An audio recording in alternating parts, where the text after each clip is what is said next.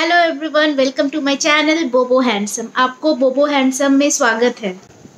आज का video dogs के बॉडी में जो छोटे छोटे इंसेक्ट्स हो जाते हैं, टिक्स हो जाते हैं और इसको कैसे हटाया जाए इसके बारे में है। तो ये बोबो एक लैब्राडोर रिट्रीवर है और ये 1.5 साल का है और ये बहुत शैतान है। बोबो को हम रोज दिन में 2 बार, एक बार सुबह और एक बार शाम 20 से 30 मिनट के लिए वॉक पे हम बाहर लेके जाते हैं। तो लास्ट ईयर नवंबर में हमने अचानक से नोटिस किया कि इसके बॉडी में बहुत सारे छोटे छोटे टिक्स हो गए थे। तो हमने टिक्स पे थोड़ा रिसर्च किया और हमने क्या क्या स्टेप्स लिया और क्या क्या प्रिकॉशंस लिया ताकि बोबो के बॉडी से टिक्स कम हो जाए, वो मैं आके आपको बताने वाली हूँ। तो टिक्स कहाँ से आते हैं और कैसे आते हैं? टिक्स कॉमन प्लेसेस से आते हैं, जहाँ पे स्ट्रीट डॉग्स या बहुत सारे डॉग्स एक साथ होते हैं, वहाँ से टिक्स आते हैं। फर्स्ट थिंग, जब हम डॉग्स को वॉक के लिए लेके जाते हैं, वहाँ पे दूसरे डॉग्स भी आते हैं और वहाँ से बहुत हाई चांसेस है कि वो टिक्स जो हमारे पेट्स है, डॉग्स है, उनके पैर में जाके चिपक जाते हैं और वहीं से वो स्प्रेड होते हैं पूरे बॉडी में। सेकंड, जब हम वेट के पास जाते हैं तो हम वेट के पास जाते हैं अपने पेट्स का वैक्सीनेशन करवाने या ग्रूमिंग करवाने या किसी और कारण से हम जब वेट के पास जाते हैं, वहाँ पे बहुत सारे डॉग्स आते हैं और वहाँ पे बहुत हाई चांसेस रहता है कि एक डॉग से टिक नीचे गिर गया हो और हमारे पेट के पैर में आके चिपक जाता है और वही मल्टीप्लाई हो जाता है उनके बॉडी में। थर्ड, हम जब अपने डॉग्स को डॉग पार्क में या अगर दूसरे कोई सोशल जगह पे लेके जाते हैं, वहाँ से आ सकता है इसके बॉडी में टिक्स। फोर्थ, हम जब बाहर घूमने जाते हैं और डॉग्स को बोर्डिंग में छोड़ के जाते हैं, वहाँ बोर्डिंग में बहुत सारे डॉग्स होते हैं, वहाँ से भी आने के हाई चांसेस है। अब कैसे पता चले कि आपके डॉग के बॉडी में टिक है? तो जनरली डॉग्स अपने बॉडी को खुजलाते रहते हैं, ये उनका आदत है। और या फिर अपने सर को फ्लिप करते रहते हैं, ये भी उनका आदत होता है। बट अगर ये हमारे डॉग्स बहुत ज़्यादा अपने सर को फ्लिप कर रहा है या बहुत ज़्यादा खुजला रहा है अपने बॉडी को, तब हमें ध्यान देना चाहिए और चेक करना चाहिए कि उनके बॉडी में टिक्स तो नहीं है। स्पेशली उनके कान के साइड में या गर्दन में, उसके पूंछ के साइड उस तरफ हमें चेक करना चाहिए कि उसके हो सकता है वहाँ पे उसके टिक्स हो जो उसे इरिटेट कर रहा हो, इसलिए वो बार बार अपना सर को अपने पैर को दांत से काटता है या सर को अपना खुजलाता रहता है पैरों से। डॉग्स के टिक्स कहाँ कहाँ आके चिपकता है, ये मैं दिखा रही हूँ आपको। तो ये जो गर्दन है, ये जो एरिया है जहाँ पे इसका जो फर है सबसे ज़्यादा डेंस होता है और जहाँ पे वो रीच नहीं कर पाते, ये एरिया में गले के तरफ, ये ऊपर, ये इस एरिया में टिक्स आके मल्टीप्लाई होते हैं। उसके बाद ये पूंछ के एरिया में, ये जो एरिया है यहाँ पे आके टिक्स चिपकते हैं। उसके बाद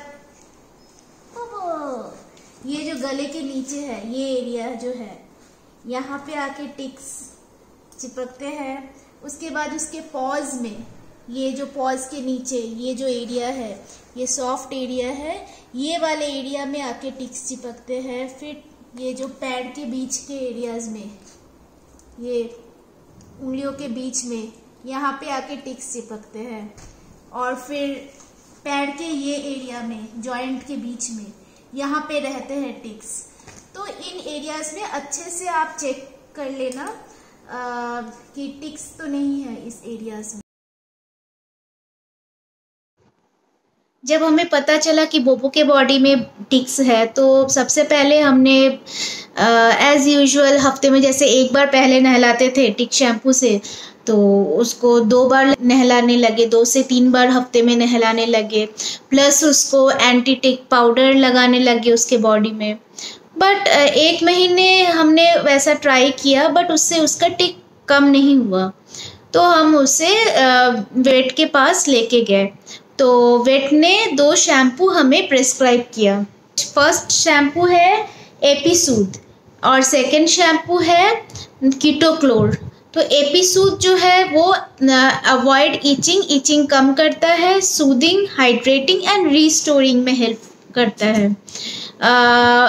और इसका स्मेल फ्रूटी स्मेल है, थोड़ा फ्रूट टाइप का स्मेल है, बहुत ही अच्छा स्मेल है इसका।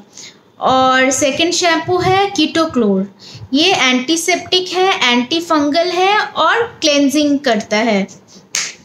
इसका स्मेल नॉर्मल सा स्मेल है, ज़्यादा कुछ स्मेल नहीं है इसका। इस दोनों को कैसे यूज़ करते हैं, इसका इंस्ट्रक्शंस ये सब इस बॉटल के पीछे अच्छे से डिटेल्स में दिया गया है। तो जब हम ये शैम्पू मैं जब लाई ये शैम्पू, तो बोबो को जब इस शैम्पू से फ़र्स्ट टाइम बात की, तो पहले बोबो को अच्छे से ये जो कोम है, ये पतला वाला जो कोम है, इससे अच्छे से पूरे बॉडी में अच्छे से कोम कर देना है, ताकि उसके जो एक्स्ट्रा फर है या डेड फर है वो सब निकल जाए। और उसके बाद उसको अच्छे से ल्यूक वार्म पानी से अच्छे से मैंने नहलाया था, क्योंकि वो विंटर सीज़न था, इसलिए ज़्यादा देर तक नहलाने से उसे सर्दी होने का, ठंडा लगने का चांसेस था, इसलिए मैंने उसे ल्यूक वार्म वाटर से नहलाया था। नहलाने के बाद अच्छे से जब उसका कोट अंदर तक पानी चला जाता था, उसके बाद मैंने ये दोनों शैम्पू को इक्वल प्रोपोर्शन में मिक्स करके उसके पूरे बॉडी में लगाया था, स्पेशली उसके गर्दन के ऊपर, गले के नीचे, पीठ पे और पॉल्स के ऊपर नीचे अच्छे से ना उस एरियाज़ में लगा लेना है। लगा के 10 से 15 मिनट आप अपने पेट को ऐसे ही छोड़ दो। छोड़ने के बाद 15 मिनट बाद फिर से आप ये जो पतला कोम है उससे हल्का सा मसाज करो, या फिर ये वाला जो कोम है, ये मोटा दांत वाला जो कोम है, इससे अच्छे से ब्रश करके लेदर फॉर्म करो। लेदर जैसे ही फॉर्म करोगे, आप देखोगे छोटे छोटे जो ब्लैक कलर के कीड़े हैं वो बाहर की तरफ आ जाते हैं फर्म के। उसको ट्वीज़र के हेल्प से एक एक करके निकाल के फ्लश कर दो।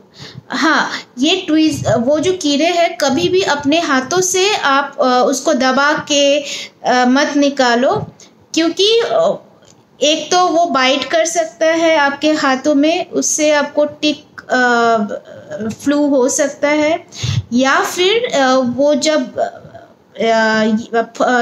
आप जोर से उसको प्रेस करोगे तो उसका ब्लड निकलने से कोई इन्फेक्शन हो सकता है, इसलिए हाथ से मत कभी करो। ये छोटा सा ट्वीज़र जो होता है स्टील का, उससे आप एक एक करके निकाल के उसको फ्लश कर दो। और वो कीड़े ऐसे होते हैं, इधर उधर मत फेंको, क्योंकि इससे ना वो मरते नहीं हैं, वो अपने आप को इधर उधर गिर के फिर से आपके पेट के बॉडी में आके चिपक जाते हैं, इसलिए हमेशा उसको कभी भी निकाल रहे हो तो उसको आप फ्लश कर दो। तो हमने उसका एक एक करके निकाला, जितना हो सके उस दिन निकाला। उसके बाद अच्छे से उसको फिर वार्म वाटर बाथ दे के फिर से इस कोम से अच्छे से कोम करने के बाद मैंने उसे कोकोनट ऑयल से अच्छे से मसाज कर दिया। तो आप कोई भी कोकोनट ऑयल यूज़ कर सकते हो उसके मसाज के लिए। कोकोनट ऑयल बहुत अच्छा होता है पेट्स डॉग्स के फर के लिए, उसके स्किन के लिए। अगर कोई रैशेज़ है, कोकोनट ऑयल उस रैशेज़ को सूदन करता है, ठंडक पहुंचाता है उसके बॉडी। उसके कोट के लिए कोकोनट ऑयल बहुत अच्छा होता है, तो कोकोनट ऑयल मसाज करना चाहिए डॉग्स को बीच बीच में। तो ये प्रोसेस, ये नहलाने का प्रोसेस मैं हफ्ते 2 दिन बाद ही करती थी, क्योंकि इसके बॉडी में बहुत सारे टिक्स थे। और यहाँ पे इंस्ट्रक्शंस में लिखा भी हुआ है कि अगर आप बहुत ज़्यादा है तो 2 दिन बाद आप कर सकते हो। उसके बाद मैंने ये प्रोसेस 2 दिन बाद करके मैंने 4 बार किया। उसके बाद इसके बॉडी के जो टिक्स थे वो थोड़ा कम हुए। तो उसके बाद कम होने के बाद मैंने क्या किया, हफ्ते में 2 बार करके मैं उसको ये शैम्पू से नहलाती थी। उसके बाद मैंने नोटिस किया 1 महीने के बाद बहुत कम हो गया था उसका टिक्स। उसके बाद मैं एज़ यूजुअल 1 हफ्ते बाद करके मैं उसे शैम्पू से नहलाती थी। नहाना तो हो गया, अब क्या करें? अब नेक्स्ट थिंग कि रोज़ आपको अपने डॉग को मॉनिटर करना है, उसके साथ थोड़ा टाइम स्पेंड करना है ये देखने के लिए कि उसके बॉडी में टिक्स तो नहीं है। तो अगर आपको टिक्स दिखे तो ट्वीज़र के हेल्प से उसे निकाल के आपको फ्लश करना है उसे। सो यहाँ पे इसके बॉडी में यहाँ पे ये एक टिक है और इसको कैसे रिमूव करना है, एक ट्वीज़र लेना है और इसको हल्के हाथों से धीरे से इसको काम करना है, पहले शांत करना है। इसके लिए इसके गले के नीचे हल्के हाथों से मसाज कीजिए। ये शांत जैसे ही हो जाए ट्वीज़र की मदद से इसको धीरे से ऐसे निकालना है। निकाल के टिश्यू पेपर में रैप करके, ये देखिए ये कीड़ा, इसको टिश्यू पेपर में रैप करके इसको फ्लश कर दीजिए। इसको इधर उधर मत फेंकिए, क्योंकि उससे ये मल्टीप्लाई होने के बहुत ज़्यादा चांसेस होता है। नहला भी दिया। अब नहलाने से पहले उसके बेड है या कॉमन प्लेसेस है जहाँ पे वो बैठता है या सोता है, उन एरिया को अच्छे से प्रॉपरली सैनिटाइज कर लेना है। सैनिटाइज करने के लिए गर्म पानी यूज़ करो। उसके बेड को नहलाने से पहले उसके बेड को अच्छे से ना गर्म पानी में डुबो के रख दो 1 घंटा के लिए। तो उससे क्या होता है, अगर उसके बेड में जनरली टिक्स गिरे रहते हैं और घर बनाए रहते हैं उसमें, तो गर्म पानी में डिप करने से वो टिक्स मर जाते हैं। तो गर्म पानी से में 2-3 बार अच्छे से उसको बेड को धो लो और फिर अच्छे से उसे सुखा दो उसके बेड को। और जो कॉमन एरियाज़ है जहाँ पे वो बैठता है सोता है, वहाँ उन एरियाज़ को भी अच्छे से गर्म पानी से या कोई डिसइंफेक्टेंट से अच्छे से वहाँ पे पोछा लगा दो। साथ ही आप मॉनिटर करो कि आपके फ्लोर में या आप ये जो टिक्स होते हैं ना, ये दीवार में भी चढ़ के क्रैक्स के अंदर वहाँ भी अपना घर बनाते हैं। तो वहाँ इधर उधर जहाँ पे वो डॉग्स रहता है वो सब एरियाज़ को अच्छे से नोटिस करो। वहाँ से अगर टिक्स है तो इमीडिएटली उसको फ्लश कर दो आप, क्योंकि ये टिक्स एक भी रह गया ना तो फिर वो जाके आपके डॉग पे चिपक जाएगा और फिर अपने आप को डॉग के बॉडी में मल्टीप्लाई करेगा। तो हमें क्या क्या प्रिकॉशंस लेनी चाहिए ताकि ये ट्रिक्स दोबारा आपके डॉग्स पे ना आए। फर्स्ट थिंग, हम अपने डॉग्स को रोज़ वॉक करवाने ले जाते हैं या आउटडोर में खेलने ले जाते हैं या घुमाने ले जाते हैं। तो जब भी वो रिटर्न घर पे आए, मेक श्योर कि आप उसके पॉज को अच्छे से ना पॉज के नीचे, पॉज के ऊपर, जहाँ पे टिक सबसे पहले चिपकता है आके, वो जगह को अच्छे से धो दो। अगर हो सके तो शैम्पू या कोई भी शैम्पू या कोई भी सोप जो टिक को एंटी टिक होता है उससे धो के अच्छे से चेक कर लो कि कोई टिक चिपका हुआ तो नहीं है। सेकेंड थिंग, अगर आप अपने घूमने जा रहे हो, अपने डॉग को बोर्डिंग में रखने जा रहे हो, मेक श्योर कि उसके गर्दन की तरफ ऊपर एक ऑइंटमेंट मिलता है जो लगाने से टिक आके चिपकता नहीं है। जनरली ये जो टिक्स होते हैं ना, वो सबसे पहले पैर में आके चिपकता है, उसके बाद सेकंड वो जाता है उसके गर्दन में या गले के नीचे या पीठ पे, जहाँ पे वो रीच नहीं कर पाता है वहाँ पे जाके वो अपना पॉपुलेशन बढ़ाता है। तो उन एरियाज़ में वो जो ऑइंटमेंट है वो लगाते हैं ताकि वहाँ पे जाके वो ना चिपके। थर्ड थिंग, एक स्प्रे मिलता है। अगर आपके डॉग के बॉडी में टिक है तो एक वो जो स्प्रे होता है, वो स्प्रे उन एरियाज़ में कर देने से वो टिक बेहोश होके नीचे गिर जाते हैं। तो जैसे ही गिर जाए आप उन्हें फ्लश कर दो। फोर्थ, एक टैबलेट मिलता है। वो टैबलेट हमें भी प्रेस्क्राइब किया था डॉक्टर ने, बट हमने उस टैबलेट को नहीं दिया बोबो को। वो टैबलेट खिलाने से 1 महीने तक डॉग्स के बॉडी में टिक नहीं चिपकता। तो वो हमारा पर्सनल चॉइस था कि हमने उसे वो टैबलेट नहीं खिलाया। हम चाहते थे कि एक्सटर्नल जितने मेथड्स है, होम रेमेडीज़ है, वो सब यूज़ करे ताकि इसके बॉडी के जो टिक्स हैं वो धीरे धीरे कम हो जाए।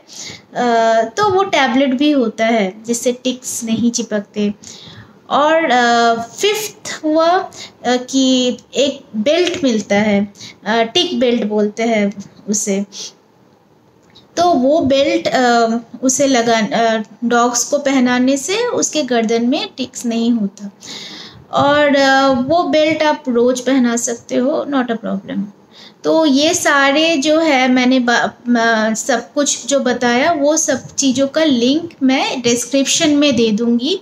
आपको अगर चाहिए तो प्लीज़ जाके डिस्क्रिप्शन चेक कीजिए। उसके बाद बोर्डिंग पे अगर आप भेज रहे हो डॉग को, तो बोर्डिंग से रिटर्न आने के बाद सबसे पहले तो आप अपने डॉग को टिक बाथ करवाओ।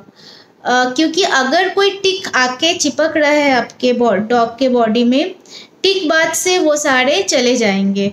तो सबसे पहले उसे टिक बाथ करवाओ। और टिक बाथ कराने के बाद आप रेगुलर अपने डॉग को मॉनिटर में रखो कि उसके बॉडी में टिक्स तो नहीं है। आप रोज़ 5 मिनट 10 मिनट के लिए उसके गर्दन के में, पीठ के साइड में, ये सब जगह पे चेक करो ताकि आप कोई अगर टिक हो तो इमीडिएट आप कोई एक्शन ले सको ताकि उसका टिक्स और ज़्यादा ना फैले उसके बॉडी में। तो ये कोई स्पॉन्सर्ड वीडियो नहीं है, ये मेरा पर्सनल एक्सपीरियंस है कि बोबो के बॉडी में जब टिक्स होता है तो हमने क्या किया। तो अगर आपको ये वीडियो अच्छा लगे, please subscribe and like my channel. और ऑल्सो कमेंट कि आपके पेट को, आपके डॉग को अगर टिक हुआ है तो आपने क्या किया टिक्स हटाने के लिए, प्लीज़ कमेंट करके ज़रूर बताइएगा। That's all for today friends, bye.